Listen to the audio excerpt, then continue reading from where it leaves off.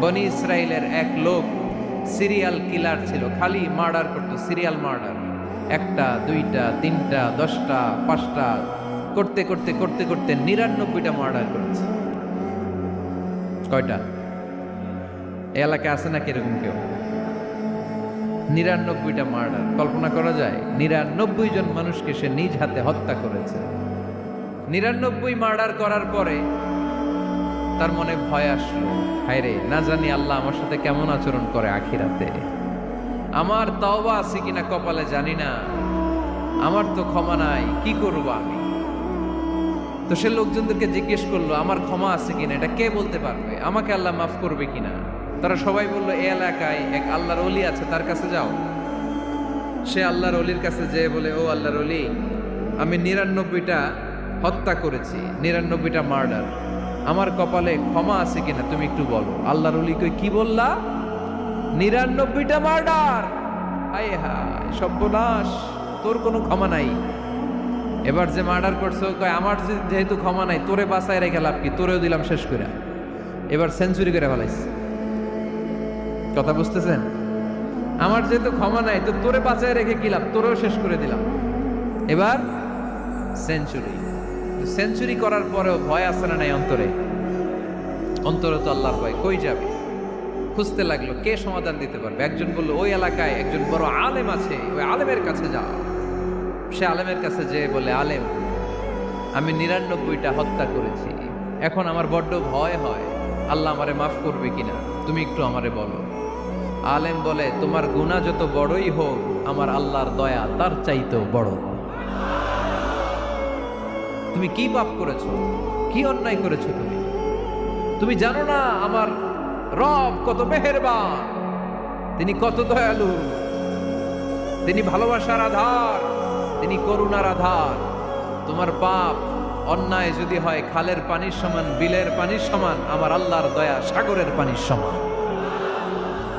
তোমার পাপ আর অন্যায় যদি হয় পাহাড়ের সমান, আমার আল্লাহর ভালোবাসার দয়া হচ্ছে আকাশের সমান।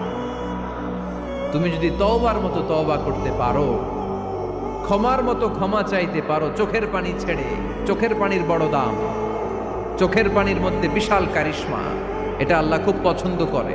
2 ফোঁটা পানি আল্লাহ পছন্দ করে। এক, জেহাদের ময়দানে শহীদের গা বেয়ে ঝরে পড়া রক্তের ফোঁটা। 2 হচ্ছে অনুতপ্ত বান্দার চোখের পানির ফোঁটা।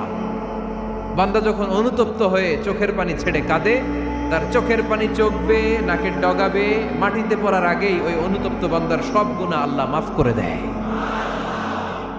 সে জিজ্ঞেস করলো, আমার ক্ষমা আছে কিনা?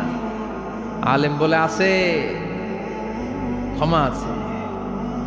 তওবার মতো তওবা কর, তাওবাতান নাসুহা, তওবার মতো তওবা করলে আল্লাহ ঠিকই মাফ করবে। সে এতটাই অনুতপ্ত হলো, এতটাই, সে আল্লাহর কাছে ক্ষমা চাইতে শুরু করলো।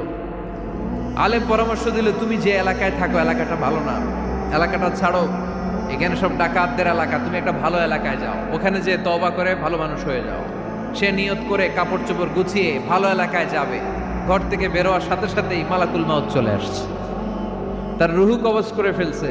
এখন রুহু কে নিয়ে যাবে? ফাজাআত মালাইকাতুর রাহমা ওয়া মালাইকাতুল আযাব।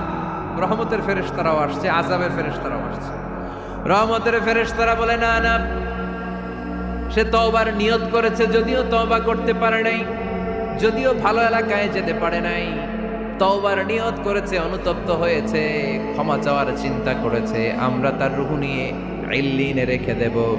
আযাবের ফেরেশতারা বলে, না না, 99টা হত্যা করার পরে আরো একটা হত্যা করে সেঞ্চুরি করেছে, এখনো তো ভালোভাবে তওবা করতে পারে নাই, তার রূহটা নিয়ে আমরা সিজ্জিনের ভেতরে ঢুকায়ে দেব। 2 দল ফেরেশতার মারামারি, এ বলে আমরা নিব, এ বলে আমরা নিব। ঝগড়া আছে না নাই? আল্লাহ বললেন, রাখো রাখো, ঝগড়ার দরকার নাই। এক কাজ করো, যেখানে মারা গিয়েছে ওইখান থেকে ফিতা দিয়ে মাপতে শুরু করো। ভালো এলাকাটা যদি কাছে হয় জান্নাতের ফেরেশতারা নেবে, খারাপ এলাকা যদি কাছে হয় জাহান্নামের ফেরেশতারা নেবে। খারাপ এলাকা তো একেবারেই কাছে, ঘর থেকে বেরোয়ার সাথে সাথে মৃত্যু হয়েছে, আর ভালো এলাকা তো অনেক দূর।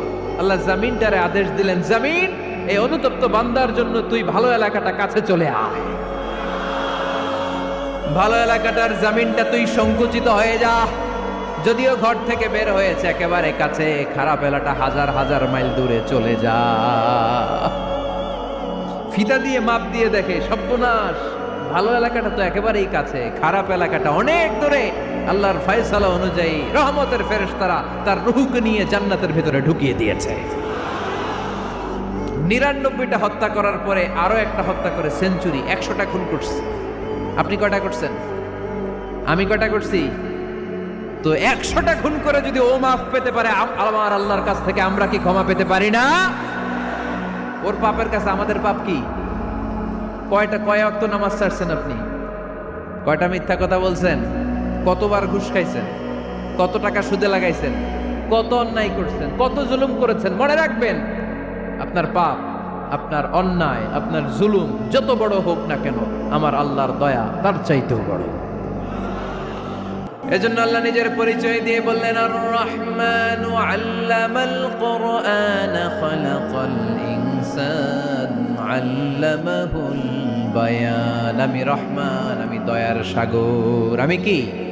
আল্লাহ তুমি দয়ার সাগর, রহমানুর রহিম।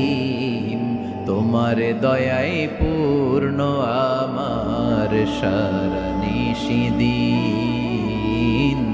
তোমার দয়ায় পূর্ণ আমার সারা নিশিদিন। আলহামদুলিল্লাহ পড়েন। তাহলে বুঝতে পারলাম আমার আল্লাহর দয়ার কোনো শেষ আছে? চিল্লায় বলতে হবে আছে।